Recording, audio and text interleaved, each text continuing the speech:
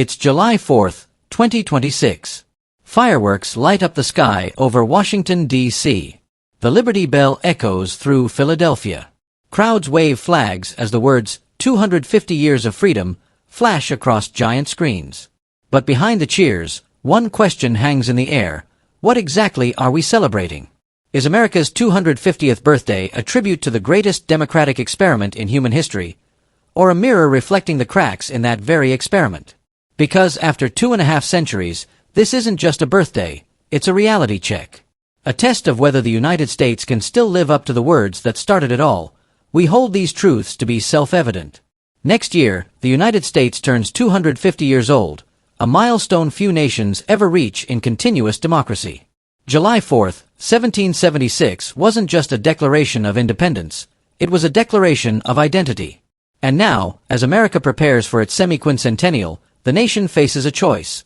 Celebrate what's been achieved, or confront what's been forgotten. The official anniversary campaign, known as America 250, says the mission is to unite Americans through stories that honor the past and inspire the future. It's backed by the White House, with all 50 states planning celebrations. There will be parades, museum exhibits, concerts, volunteer programs, and even national time capsules. But while the headlines talk about fireworks and festivals, many Americans are asking a deeper question. Whose story is being celebrated? Because the truth is, this birthday party isn't without drama. Behind the scenes, there's a tug-of-war over the story America wants to tell. Some groups want the spotlight on the nation's triumphs, freedom, innovation, and global leadership. Others say the moment demands honesty, to acknowledge slavery, indigenous displacement, and the long road to equality. As one writer put it, this could be America's biggest civics lesson, or its biggest argument. And that's not an exaggeration. Even within the planning committees, there's friction over whether the focus should be patriotic pride or painful truth. One side wants fireworks. The other wants reflection. The result? A national birthday where unity itself might be the biggest gift and the hardest to find. Think about it. 250 years ago, a handful of colonies stood up to the world's most powerful empire and declared themselves free. The odds of success were microscopic, yet somehow they won. That story, of defiance, courage, and impossible ideals, still fuels the American identity. But the founding promise of liberty and justice for all has never been fully delivered. And as America turns 250, that unfinished business is front and center. From Boston to Baton Rouge, from California to the Carolinas, the coming year will see museums, schools, and cities hosting what's being called 52 Weeks of Firsts, an entire year of history-making events. Philadelphia, where it all began, is preparing for what National Geographic calls the biggest birthday party in U.S. history. Yet amid the marching bands and fireworks, there's an undertone, a realization that history isn't just what happened, it's what we choose to remember. And that's where the 250th gets truly fascinating, because this isn't just America's story anymore. It's the world's. How the U.S. celebrates this milestone will shape how the world sees democracy itself. At a time when authoritarianism is rising, when elections are questioned, and trust in institutions is fading, America's 250th isn't just a party, it's a global statement. Can democracy still deliver? Can a divided nation come together, even for one day, to honor its ideals? For global observers, the answer will speak louder than any fireworks display. Because if the United States, the birthplace of modern democracy, can't find unity at 250, what message does that send to the rest of the world?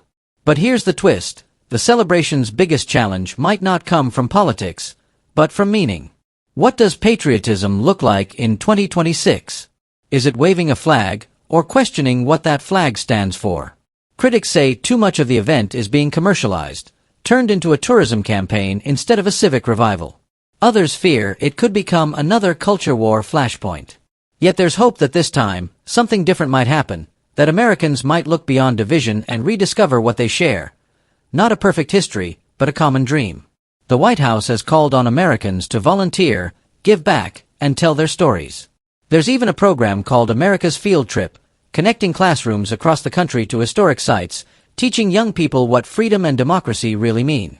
Because if the next generation doesn't understand those ideals, the next 250 years could look very different.